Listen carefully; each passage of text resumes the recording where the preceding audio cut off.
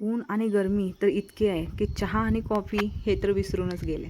तर आता मुलांना पण सुट्टी पडली आहे आणि काही ना काहीतरी त्यांना थंड प्यायचं असतं. चला म्हटलं घरच्या घरी आपण कोल्ड कॉफी बनवूया.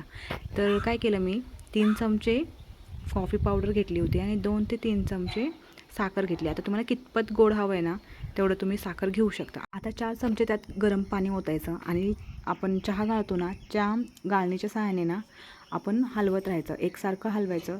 4 ते 5 मिनटात ना हे असं हलकंसर होतं क्रीमी.